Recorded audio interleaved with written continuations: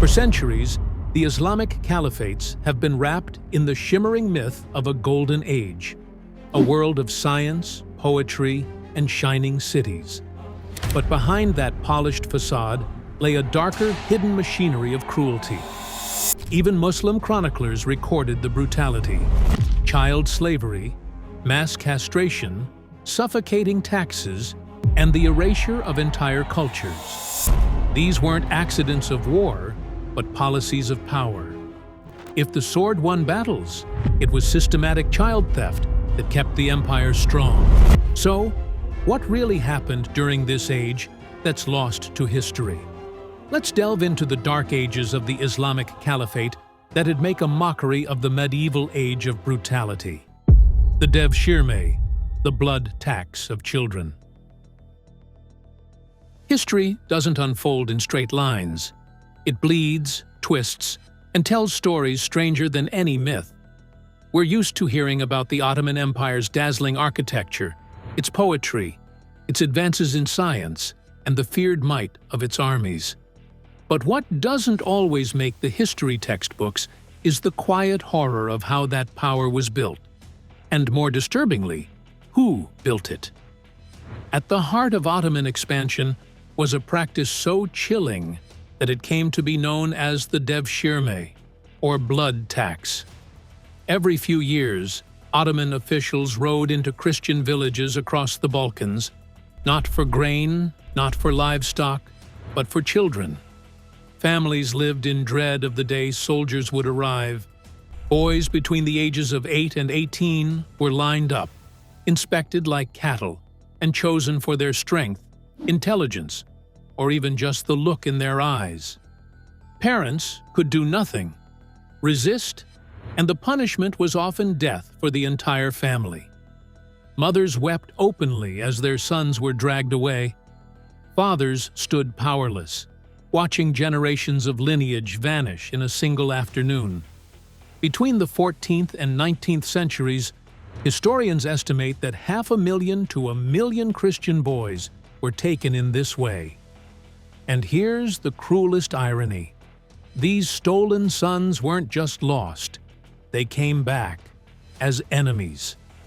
The boys were marched to Istanbul, where their old identities were systematically destroyed. They were stripped of their names, their language, and their religion. The Ottomans were masters of psychological warfare. Children were told their Christian families had abandoned them, that only the Sultan had saved them from ignorance. In their place, the Sultan became their father, the empire their family. Some were sent to Turkish farming families, forced to learn the language and customs. Others went straight into military schools. Conversion to Islam wasn't a choice. It was part of the indoctrination.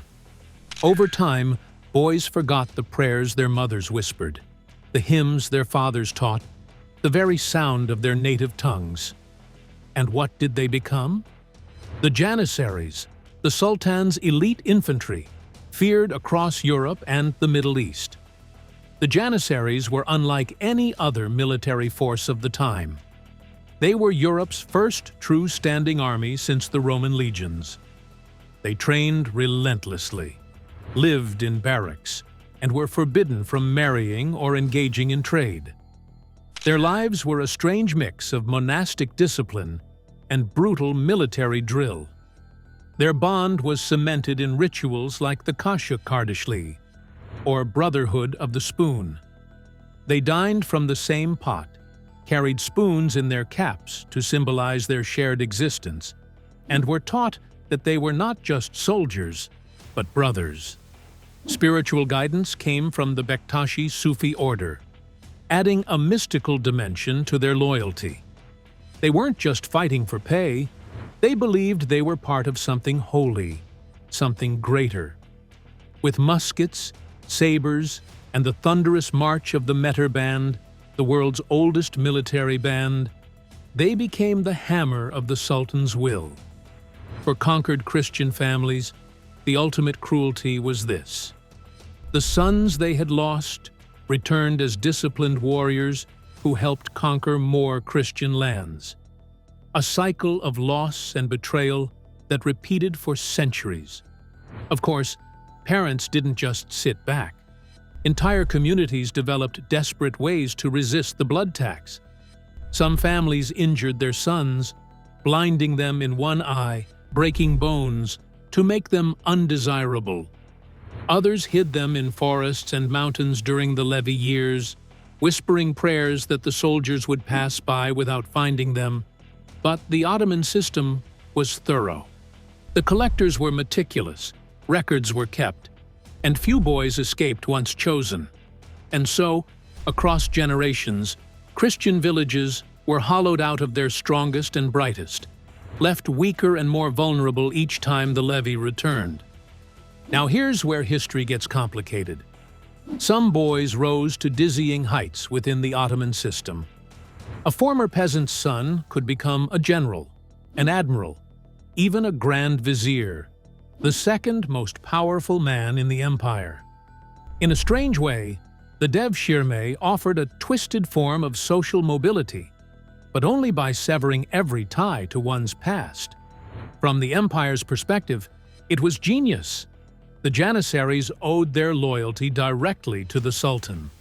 They weren't tied to aristocrats or local nobility, and they couldn't pass power to their children since they weren't allowed families for much of their service. This kept the military loyal, centralized, and terrifyingly effective. But for the communities on the receiving end, the devshirme is remembered as one of the darkest chapters of Ottoman rule. A slow bleed of sons, a weapon aimed not just at bodies, but at the soul of a people. Eventually, the very system that had made the empire powerful became its undoing. Over centuries, the Janissaries grew wealthy, political, and resistant to reform. By the 19th century, they were seen as a liability. In 1826, Sultan Mahmud II orchestrated the Auspicious Incident, a polite name for a massacre in which thousands of Janissaries were slaughtered, and the core was abolished forever. But boys weren't the only ones caught in these brutal systems. Beyond the Balkans, across Africa and Asia, millions more were dragged into slavery, victims of a trade so vast it dwarfed even the Atlantic slave trade. The Islamic slave trade, 1,400 years of human trafficking. When most people think about slavery, their minds jump straight to the Atlantic trade, the infamous triangular route of ships packed with Africans bound for the Americas. And yes, that story is horrific in its own right. But what if you're told there was another slave trade, longer, larger in some respects, and arguably even more brutal, that lasted not 4 centuries, but 14? This is the Islamic slave trade, sometimes called the Trans-Saharan or Eastern slave trade. From the 7th century until the early 20th, millions of Africans were captured, transported, mutilated, and sold across the Middle East, North Africa, and Asia. Conservative estimates say 11 to 17 million people were taken. Many historians, however, believe the real number was far higher, especially when you account for those who died before even making it to market. What set this trade apart wasn't just its staggering longevity. It was the cruelty embedded in its very system. Here's the part that makes one's stomach turn. Between 80 and 90% of male slaves bound for Islamic markets were castrated. Not metaphorically, literally. Boys and men, often captured in the African interior, were mutilated in grim centers that operated on an industrial scale. The most infamous was Aswan, Egypt. Picture thousands of terrified captives arriving, only to be strapped down and subjected to the knife. No anesthesia. No mercy. The goal wasn't simply to prevent reproduction, it was to remake the enslaved into safe servants, guards for harems, attendants in households, workers stripped of legacy. But the cost? A death rate of about 90% during the operation. That means for every 10 men castrated, only one survived. Imagine the human wastage, the countless lives discarded in pursuit of control. Those who did survive became eunuchs, forever marked as less than human, their very identity reduced to servitude. It wasn't an accident of cruelty. It was policy. By preventing slaves from forming families, Islamic societies ensured two things: a constant need for fresh captives and no permanent rebellious slave population to contend with. And here's the chilling paradox. While men were castrated en masse, Arab masters frequently fathered children with enslaved African women. This practice reshaped populations across the Middle East and North Africa.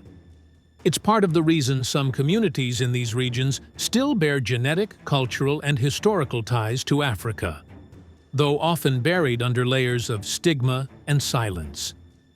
French-Senegalese author Tidiane Ndiaye called this chapter of history a veiled genocide. Why?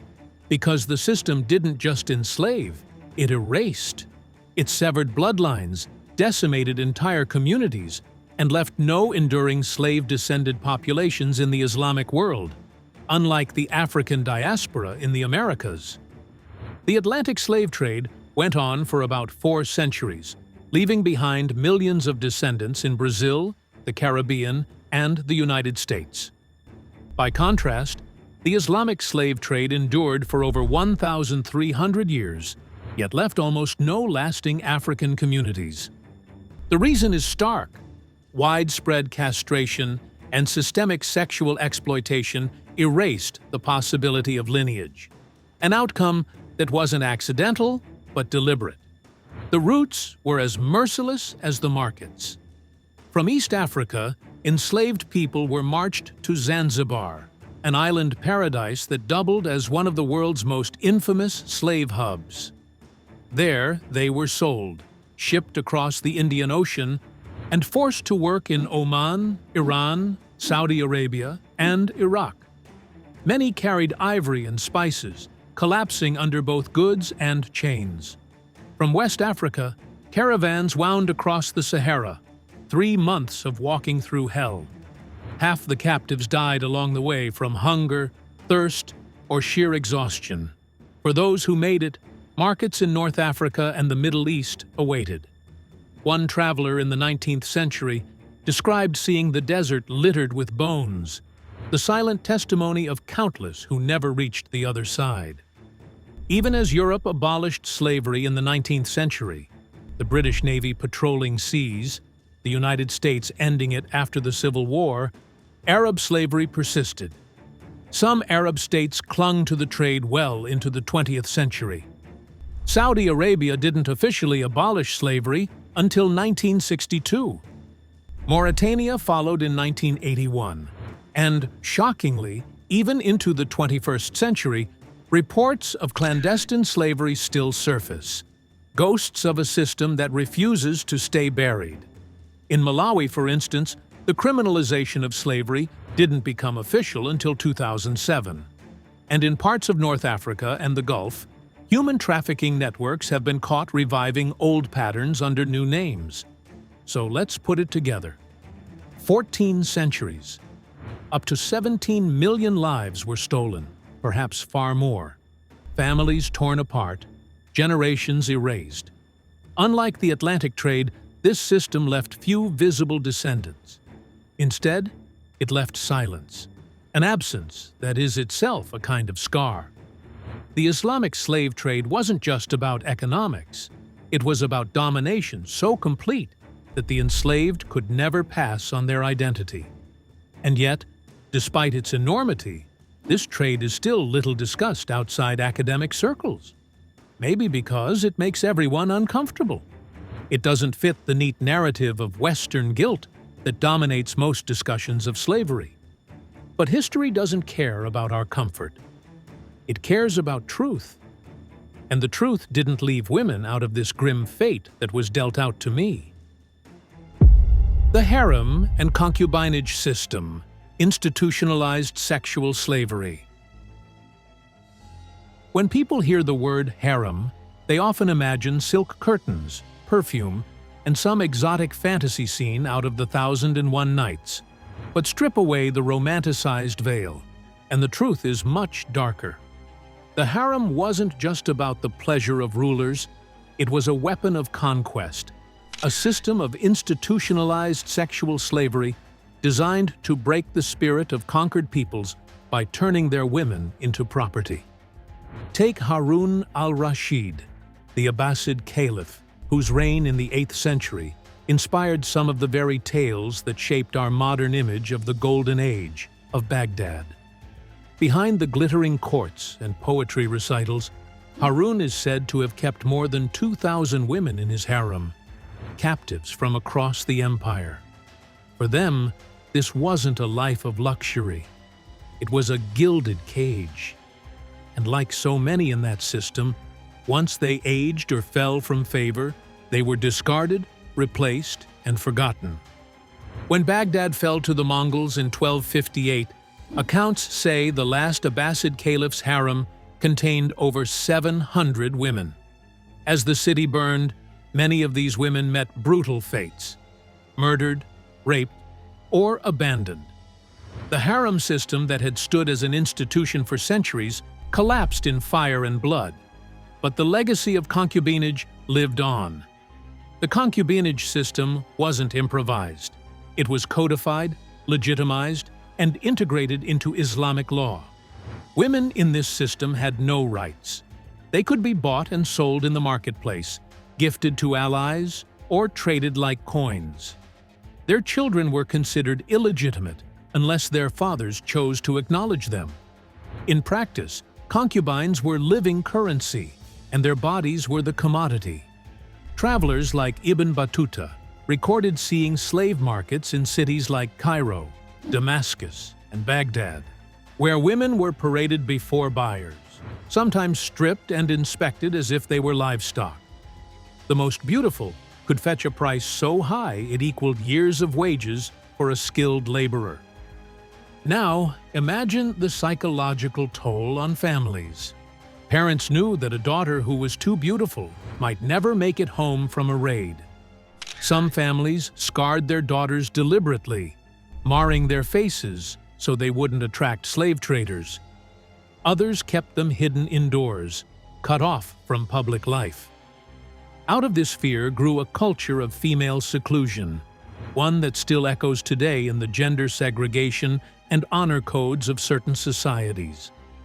Here's what made concubinage especially devastating. It created an endless demand for fresh captives. Wives held a permanent, recognized place in a man's household. Concubines didn't. As they aged, they were replaced. This meant armies and raiders continuously targeted young women. The Ottoman Empire alone enslaved somewhere between 1 and 1.5 million women for harems between the 14th and 19th centuries. These weren't just from one region either. The victims came from the Balkans, the Caucasus, Central Asia, and Africa. Entire communities were stripped of their daughters. For those societies, the damage was generational. Family structures collapsed, cultural transmission was disrupted, and many never recovered. What gave this system its staying power wasn't just military might, but religious sanction. Quranic verses that referred to "those whom your right hand possesses" were interpreted by scholars as permission for unlimited sexual access to female slaves. From this came an elaborate body of law, rules about buying, selling, and using concubines. Some prohibitions existed. Slaves couldn't be prostituted, and relations with a slave owned by one's wife were banned. But at its core, the system legitimized sexual slavery as divinely sanctioned. For the enslaved, there was no requirement of consent. Their vulnerability was legal, their suffering normalized. And yet, their presence was central to the household economies and power dynamics of empires from Baghdad to Istanbul. The impact on conquered regions was catastrophic. When young women vanish generation after generation, societies don't just lose individuals, They lose the ability to reproduce, to carry on traditions, to sustain themselves. Villages emptied. Entire ethnic groups dwindled. In some places, the demographic imbalance became permanent. Parents lived in fear. Communities fractured under the constant pressure of raids. And while Europe's transatlantic trade has rightly drawn global outrage, the Eastern system of concubinage and harems has remained shrouded in silence, often overlooked in historical conversations. The psychological scars of centuries of concubinage outlasted the institution itself. Families accustomed to hiding their daughters grew into cultures of strict female seclusion. Honor codes, where a family's reputation is tied to the control of women, can, in part, be traced back to this era of systemic abduction and exploitation. So while harems might conjure up images of luxurious palaces, their real history is one of trauma, domination, and loss. The women inside were prisoners, not partners, and the system around them was an empire-wide machine of control. The cruelty of concubinage wasn't confined to individuals, it reshaped entire populations. And just as women were stripped of freedom, families of wealth and land faced their own form of strangulation. The Kharaj, crushing land taxes and economic sabotage. If armies conquered cities with swords, the caliphates finished the job with pens and tax ledgers. The Kharaj, or land tax, wasn't just a way to fill state coffers. It was a weapon, a deliberately crippling levy designed to grind conquered populations into poverty, strip them of independence, and make survival itself conditional on submission. In many regions, this so-called tax consumed something from 50 to 80% of agricultural output. Imagine toiling day and night in the fields, watching the sun bake your back, only to hand over nearly everything you harvested. Families were left with scraps, barely enough to survive, never enough to thrive. And if you couldn't pay, your land was confiscated. But it didn't just go back into circulation. No, it was often converted into waqf, religious endowment property, placed under the control of Muslim elites or settlers, effectively locking locals out of the wealth that had once been theirs.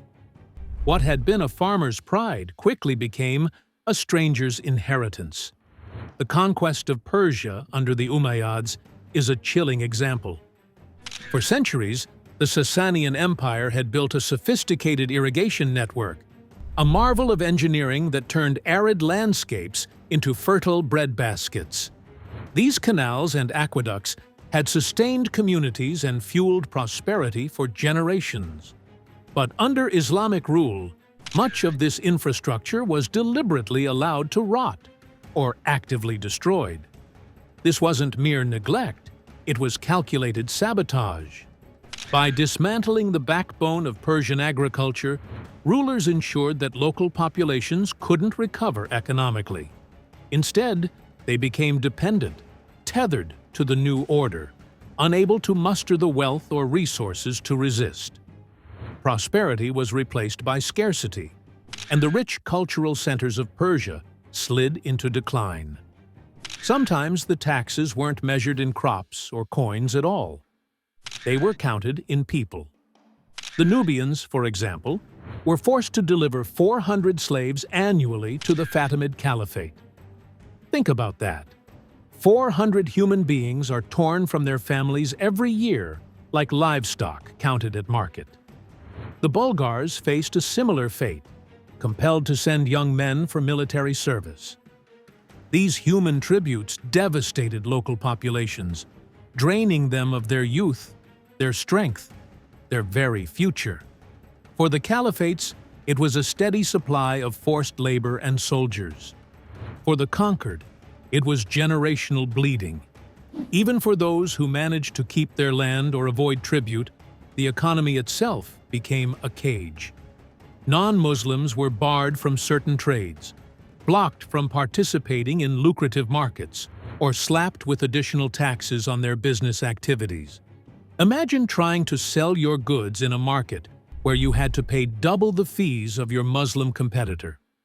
Over time, this wasn't just an inconvenience.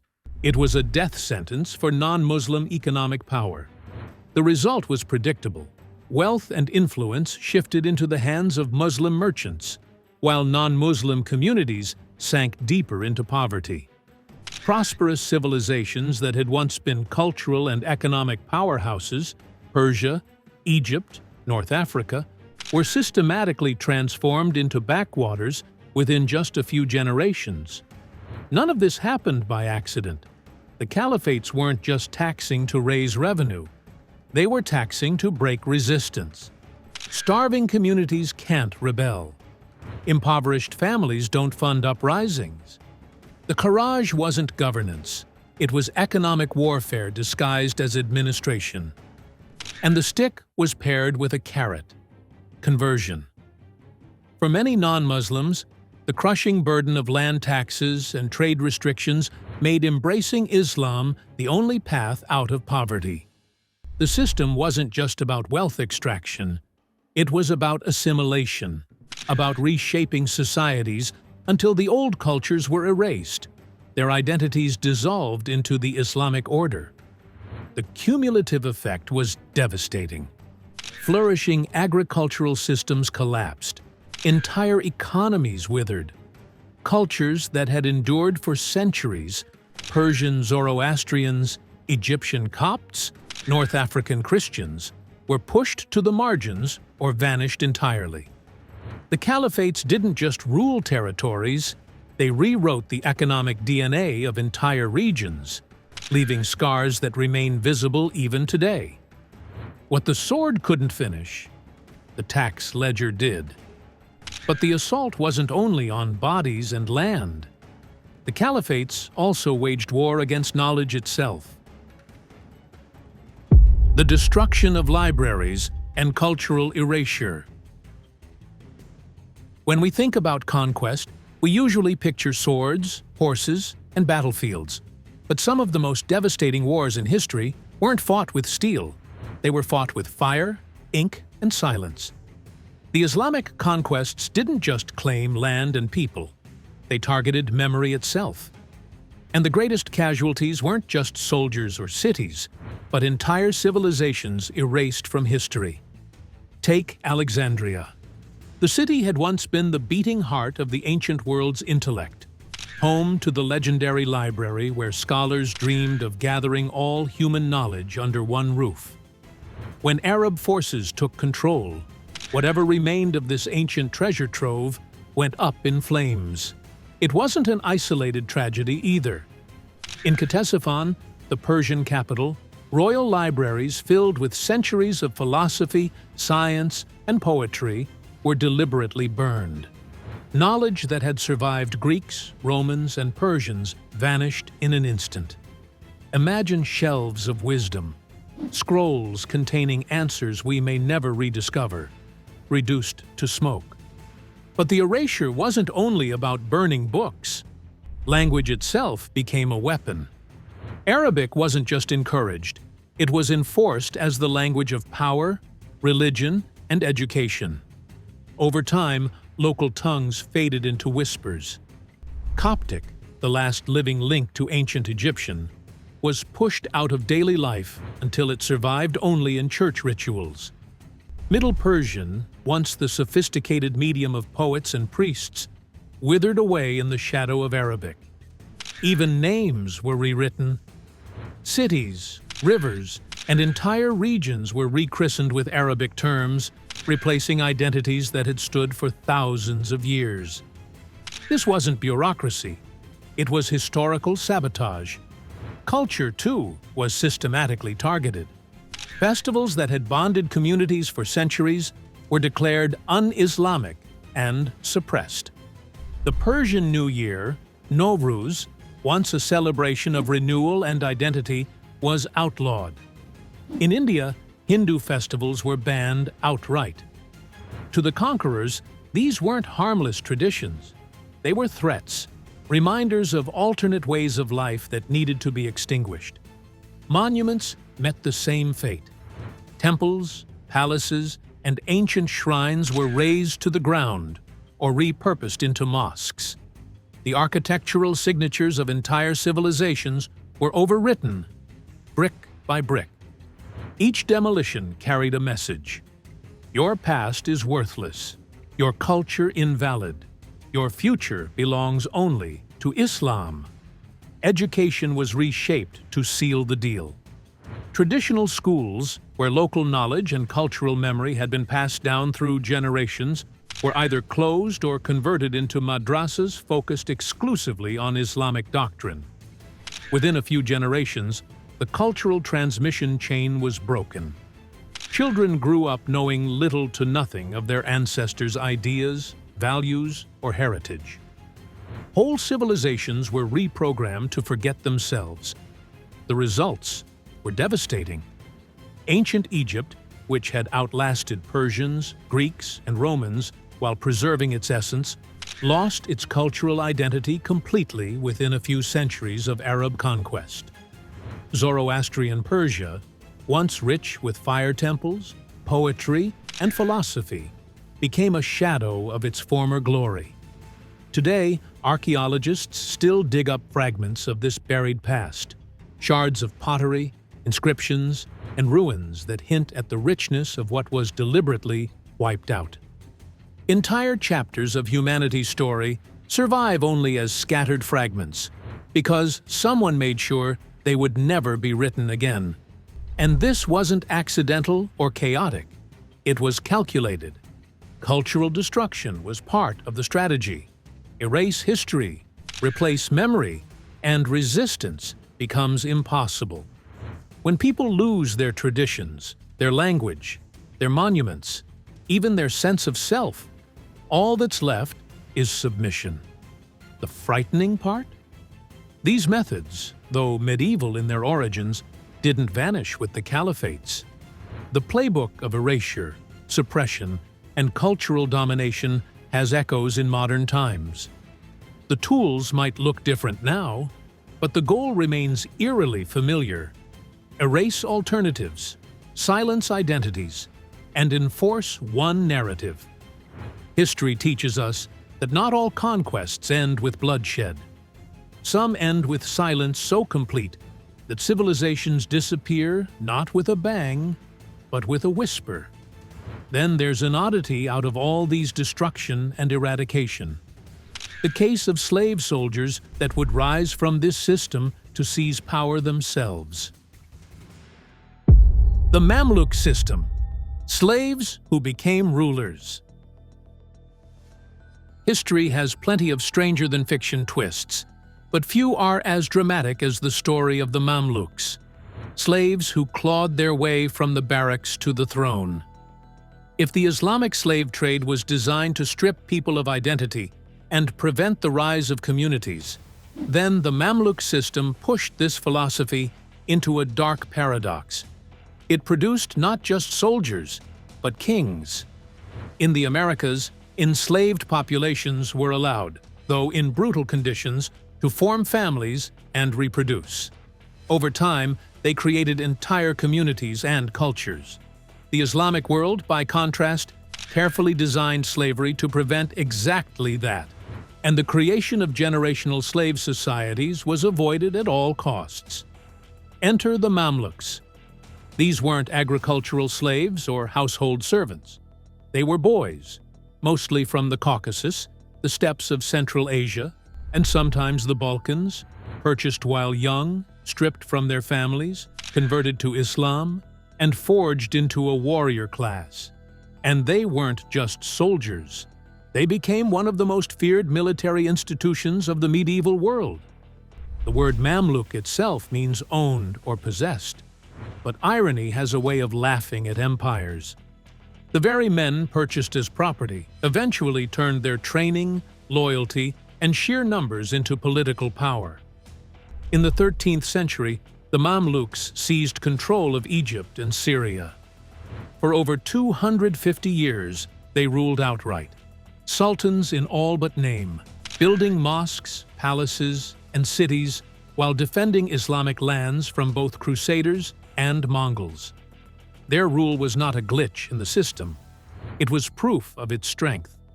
The Mamluks understood better than anyone the machinery of conquest because they had been built inside it. Here's the strange twist. Mamluks refused to let their children inherit power. Why? Because sons of Mamluks, born free, would not have the same conditioning, loyalty, or discipline. Instead, the cycle continued. New slave boys were imported, trained, and integrated. It was a self-perpetuating machine. Power depended on fresh blood, which meant the raids never stopped. Generation after generation of boys were ripped from their homes in the Caucasus and Central Asia to keep the system alive. The economic devastation for source regions was staggering. Whole areas were depopulated. Wars of capture disrupted trade routes, strangled economies, and left scars so deep that some communities never recovered. To the Mamluks, these boys were resources. To their families, they were everything. If you're wondering how contemporaries reacted to all of this, the answer is, shockingly, indifference. Arab chroniclers like al-Tabari wrote about slave markets and even castration as casually as modern writers describe grain harvests or tax records. It was business. That's the chilling part. For the medieval Islamic world, slavery wasn't a dirty secret.